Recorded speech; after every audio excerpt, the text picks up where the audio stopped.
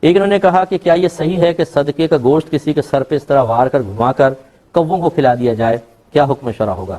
دیکھیں پہلے بھی آپ کو بتایا کہ کوے اور چیل جو ہیں ان کو فواسق قرار دیا ہے نبی کریم صلی اللہ علیہ وسلم نے، اور ان کو تو مارنے کا حکم ہے، ان کو کھلانے پلانے کا حکم نہیں ہے۔ اللہ تعالیٰ کھلائے پلائے ایک الگ بات ہے، ہم سمجھتے ہیں چیلوں کو کھلائیں گے کووں کو کھلائیں گے تو بڑی برکتیں نازل ہوں گی، حالانکہ ان کو تو ممانعت ہے، ان کو تو مارنے کا حکم ہے۔ تو بہرحال اب ہمارے یہاں رواج پا گیا ہے۔ دوسرا، یہ سر سے گھمانا کوئی ضروری نہیں ہوتا، ہم نے کہیں حدیث میں نہیں دیکھا کہ نبی کریم نے سر پہ گھما کے کچھ کرنے کا حکم دیا ہو۔ نیت کر لیں کہ بھئی یہ صدقہ دے رہے ہیں، اس کا ثواب فلاں کو پہنچ جائے، اللہ تعالیٰ اس کی برکت سے ہماری بلائیں دور فرمائے، ٹھیک ہے، بس کافی ہے۔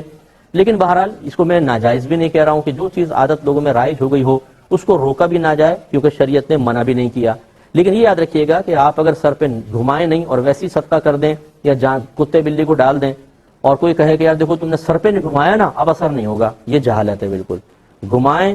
کوئی مسئلہ نہیں ہے، ہم کہتے ہیں یہ سنت نہیں ہے لیکن منع بھی نہیں ہے، لیکن نہ گھمائیں تو یہ نہیں ہے کہ اس کے اثرات اچھے اثرات حاصل ہی نہیں ہوں گے، یہ بالکل جہالت ہوگی۔ تو اور بہتر یہ ہوتا ہے، میں گزارش کرتا ہوں کہ کہتے ہیں جی اتنا گوشت فلاں کو دے دو، یہ بکرے کر دو اور فلاں کر دو، کسی غریب آدمی کو تلاش کریں، لوگوں کے پاس کھانے کو پیسے نہیں ہیں، کسی غریب آدمی کی ضرورت پوری کریں، یہ بہترین اور افضل صدقہ ہے، بہترین صدقہ ہے۔ اور میرے آقا صلی اللہ علیہ وسلم ارشاد فرماتے ہیں کہ آدمی جو اپنے گھر والوں کو حلال کا لقمہ کھلاتا ہے یہ افضل ترین صدقات میں شمار ہوتا ہے۔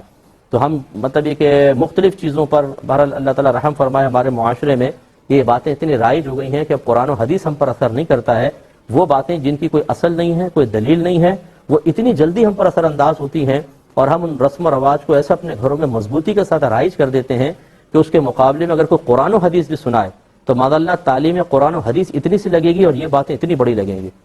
ان کا قرآن و حدیث کی تلقین کرنے والے کا مذاق اڑا دیں گے لیکن ان کا رد کرنے کے لیے تیار نہیں ہوں گے۔ اللہ تعالیٰ سمجھ اور عقل عطا فرمائے۔